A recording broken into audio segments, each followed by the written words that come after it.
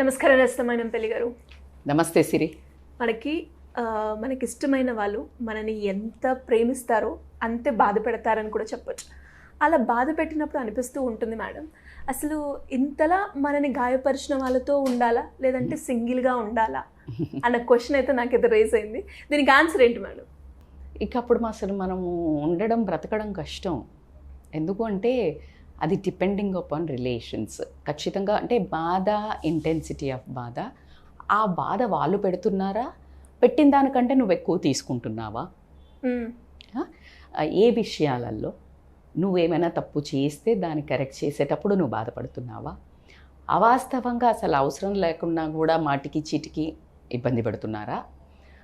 This all parameter comes. ఎందుకంటే ఈ పదానికి ఒక యాంగిల్లో మనము ఉండొద్దు, వెళ్ళిపోండి అని చెప్పానుకో, అది ఎక్కడ మనం ఉన్నది, మనం సంఘజీవులం. అటువైపు ఉన్న వాళ్ళకి మెచ్యూరిటీ లేక విజ్ఞత లేకుండా బిహేవ్ చేస్తున్నప్పుడు మన విజ్ఞతను ఉపయోగించి మనము ఓర్చుకోవాల్సి ఉంటుంది. అందుకని ఇంటెన్సిటీ ఆఫ్ ద సిచ్యుయేషన్స్, నీ పేరు చేసే ఎమోషనల్ స్ట్రాంగ్ ఎంత, నీకు ఎమోషనల్ స్ట్రెంగ్త్ ఎంత ఉంది, రైట్? నిన్ను ఇన్సల్ట్ చేస్తున్నారా లేకపోతే టాంట్ చేస్తున్నారా, డిఫరెంట్ పారామీటర్స్ అయితే ఉండడం జరుగుతుంది. అది మనం ఇందాక మీరు అన్న క్వశ్చన్లో ఒక హిట్ పాయింటే అన్నప్పుడు దాని లోపల సబ్ డివిజన్స్ బోలెడు ఉంటాయి. ఆ సబ్ డివిజన్స్లో అలా వచ్చిపోయే వాళ్ళు, ఇప్పుడు మనము ఆఫీస్కి వెళ్ళగానే ఒక చిన్న రిసెప్షనిస్ట్ ఎవరు ఉన్నారు, రోజు వెళ్తుంటే నీ ముందు వెళ్ళే వాళ్ళకి good morning ma'am, good morning అని చెప్తుంది. నీ వెనకాల వచ్చే వాళ్ళకి నువ్వు వెళ్తుంటే ఏం చెప్పట్లేదు. It's hurting. Do you care for that? No no no. నీకు హర్టింగ్ అయితే వాంటెడ్గా వెళ్ళి అడగకుండా జస్ట్ ఫ్రెండ్ లాగా hey do you want to have something అనేది ఒకటి పెడితే నెక్స్ట్ టైం నుంచి she'll connect to you if you are feeling bad.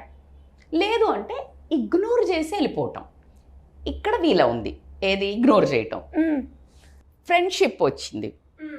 ఫ్రెండ్షిప్లో చాలా పక్కనే ఉంటూ మనల్ని, అంటే ఒక గ్రూప్ అంతా ఉన్నప్పుడు నీ ఫ్రెండ్ లాగా ఉండి, లేకపోతే మామూలుగా అందరు ఉన్నప్పుడే ఏదో ఒక నీ డ్రెస్ మీద కానీ నీ వాయిస్ మీద కానీ, లేకపోతే ఊరికే లేకపోతే నీ ఫుడ్ మీద కానీ, లేకపోతే నీ పాస్ట్ గురించి ఏమైనా మిస్టేక్స్ చేస్తే దాని గురించి కానీ ప్రతిసారి జరుగుతుంది. Just exit from there. వాళ్ళ దగ్గర నుండి నువ్వు సింగిల్గా ఉండు. Making sense? నీ భర్త అనుకుందాం, రైట్? భర్త దగ్గరకు వచ్చే వరకు అది కూడా ఖచ్చితంగా కోపం మీద వచ్చి కోపాన్ని నీ మీద చూపిస్తున్నాడా ప్రతిసారి? అంటే ఎక్నాలెడ్జ్ చేయకపోవడం, పట్టించుకోకపోవడము, లేకపోతే ఇట్లా బ్యాగ్ పడేసేసి తన దారి తను చూసుకోవడము, లేకపోతే పిల్లలు ఏదైనా గొడవ చేసినా నిన్నరవటం, అది బికాజ్ ఆఫ్ పనా? నువ్వు పర్సనల్గా నచ్చట్లేదా? నీ గుణాలను టాంట్ చేస్తున్నాడా? బికాజ్ ఆఫ్ నీ నేచర్ ఏదైనా ఉండొచ్చు, లేకపోతే సరిగ్గా వంట చేయి ఉండకపోవచ్చు, లేకపోతే ఏదో ఒకటి ఊరికే బయట తిరుగుతుండొచ్చు, లేకపోతే ఏమైనా డబ్బులు ఎక్కువ స్పెండ్ చేయొచ్చు, వాళ్ళ అమ్మా నాన్నని సరిగ్గా చూడకపోవచ్చు. సో ఏ ఉద్దేశంలో తనను నిన్ను హర్ట్ చేస్తున్నాడు? ఆ హర్ట్ చేసింది నువ్వు మార్చుకోగలుగుతావా? రైట్? ఎందుకంటే ఖచ్చితంగా మన మార్పు కూడా ఖచ్చితంగా అవసరం పడుతుంది సిరి. ఎప్పుడైతే వాళ్ళు ఎవరైతే, నేను అందుకే చెప్పిన అన్వాంటెడ్గా బికాజ్ ఆఫ్ జెల్లసీ, బికాజ్ ఆఫ్ ఏదో నిన్ను తక్కువ చిన్న చూపు చూడాలి అని హర్ట్ చేసే వాళ్ళ దగ్గర నుండి you need to come out. ఏది ఫ్రెండ్స్, రిలేటివ్స్, చుట్టుపక్కన ఇదంతా బ్యాచ్కి.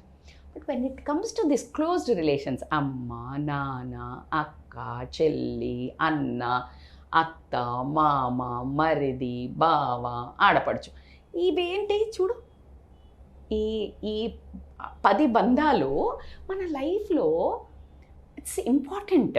ఎందుకంటే అవును, నీ హార్ట్ ఇట్లా కొట్టుకుంటే మీ ఆయన హార్ట్ వాళ్ళ కోసం కొట్టుకుంటుంది, రైట్? సో కాబట్టికే ఈ రెండు కలిస్తేనే అద్భుతమైన బంధం.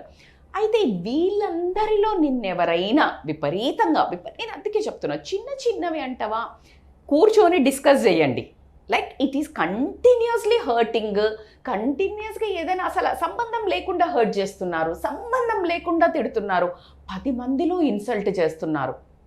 You talk to them in private. Don't respond in public. Maturity చూపించినట్ట కాదా? రైట్. సో కానీ అలా అని మనము సింగిల్గా వెళ్ళిపోదామంటే ఇంతకంటే హారిబుల్గా నిన్ను సింగిల్గా ఇల్లు వదిలేసి ఫ్యామిలీని వదిలేసి పోలేవు కదరా తల్లి.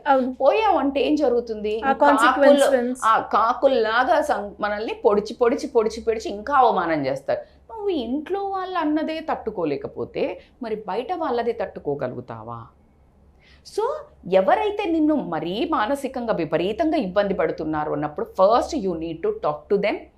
You can put a message.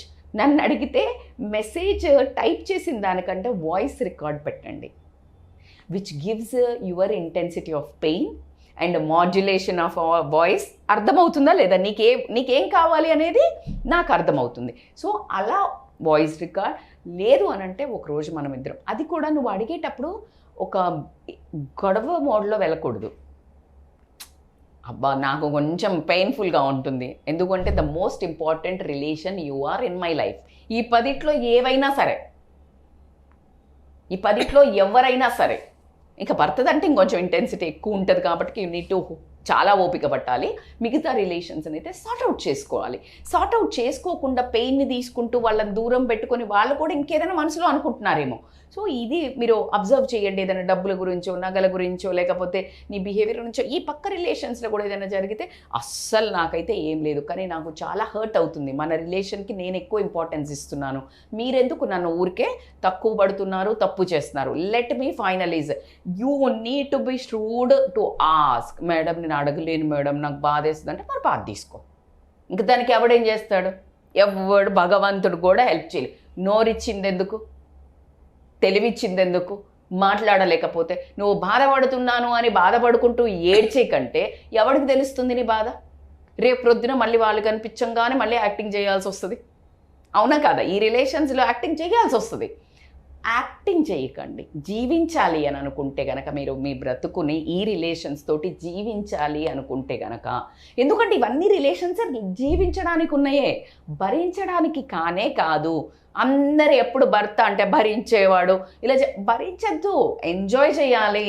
ఇది పెళ్లి చేసుకున్నాము, ఈ సంసారం చేయాలి, ఇద్దరం కలిసి జాలీగా ఆడుతూ పాడుతూ పని చేస్తుంటే అలుపే ఉండదు అనేది పాట రియల్గా కూడా కరెక్టే. మేడం మీరు ఇంత ఈజీగా చెప్తున్నారు ప్రాబ్లమ్స్ ఉండవా అంటే నువ్వు అనుకుంటున్నావు నాకు ఎక్కువ డబ్బులు కావాలనుకుంటున్నావు, లేకపోతే నాకు ఎక్కువ చీరలు కావాలనుకుంటున్నావు, నాకు నగలు కావాలనుకుంటున్నావు, ఆస్తులు కావాలనుకుంటున్నావు, ఇంకేదో షో ఆఫ్ చేయాలనుకుంటున్నావు, ఇంకేదో పాట. నువ్వు కల్పించుకున్న ఆస్తులు అంతస్తులు పరపతులు స్వార్థాలు వీటిలలో వచ్చిన గొడవలా కాదా ఇవన్నీ? నిజం చెప్పండి. సో ఇప్పుడు ఇవన్నిటిలో కొంచెం కడ్డం చేసుకుంటే ఆ రిలేషన్స్ని ఎంజాయ్ చేయడం జరుగుతుంది. కాబట్టి ఖచ్చితంగా యూ నీడ్ టు డిస్కస్ చేసే ఇది లేదు. You need to right a message కంటే వాయిస్ రికార్డ్ నేను ప్రిఫర్ చేస్తాను.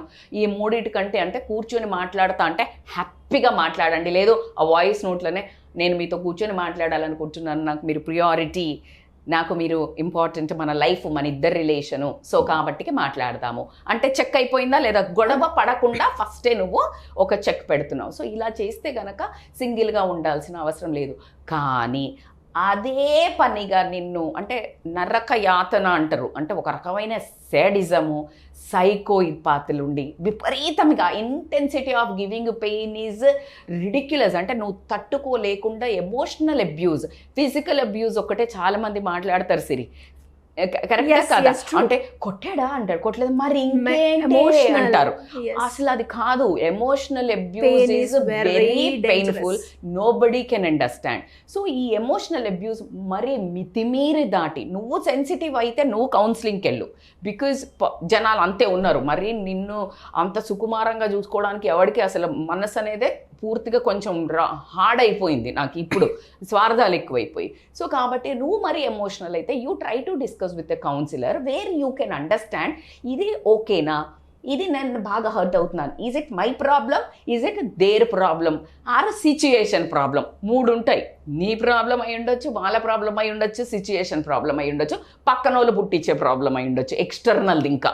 సో వీటిలలో ఏది అని అంటే you need to go and go అనేది తీసేయండి, come and talk to counsellor, then you will get a idea.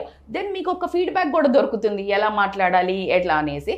So బంధం బాగు చేసుకోవడానికి 100 అడుగులు ముందుకు వేసినా కూడా ఏమీ తప్పు లేదు, ఏమీ ఈగో అక్కర్లేదు, ఖచ్చితంగా ట్రై చేయాల్సిందే. అది కొట్టేవాళ్ళు, ఫిజికల్ అబ్యూజ్ అంటే ఖచ్చితంగా అది కూడా మీరు ఒకసారి కౌన్సిలర్స్ని కానీ మీ ఫ్యామిలీ పెద్దలు కానీ సంప్రదించుకుని మంచి నిర్ణయం, వాళ్ళకి ఒక అల్టిమేటం ఇవ్వడం కానీ ఒక అది చేసి అప్పుడు ఖచ్చితంగా ఇవన్నీ ప్రియారిటీల కంటే నీ మనశ్శాంతి, నీ ఒక రెస్పెక్ట్ ముఖ్యం కాబట్టికే అది కాపాడుకోవడానికి నువ్వు సింగిల్గా ఉండొచ్చు. సో ఇంకా లాస్ట్కి నేను క్లోజ్ చేసే ముందు ఒకటి చెప్తాను సిరి, ఏదైనా సరే భారాన్ని మోయగలిగినంత ఎంత నీ కెపాసిటీ, నీ మనసుకు, నీ బాధ్యతకి, నువ్వు ఉండే సిచ్యువేషన్కి ఎంత మోయగలుగుతావో అంతవరకు భరించు.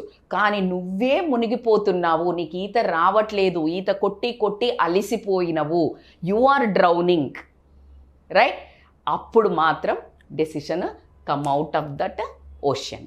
రిలేషన్షిప్లో కావచ్చు, ఫ్యామిలీ పరంగా కావచ్చు, లేదంటే మ్యారేజ్ పరంగా కావచ్చు, గైడెన్స్ కావాలి అంటే ఎలా అప్రోచ్ అవ్వాలి madam? So they can contact us. ఖచ్చితంగా డెసిషన్ తీసుకునే ముందు ఇలాగే ఒక అవకతవకల్లో ఏర్పడుతుంటాయి, డిప్లొమాటిక్ ఉంటుంది, ముందుకెళ్ళాలా వద్దా అని బాధపడే బదులు you really have to contact అనే చెప్తాను. Counsellors plays important role when this kind of decision makings. They can call us on a scrolling number for any kind of help.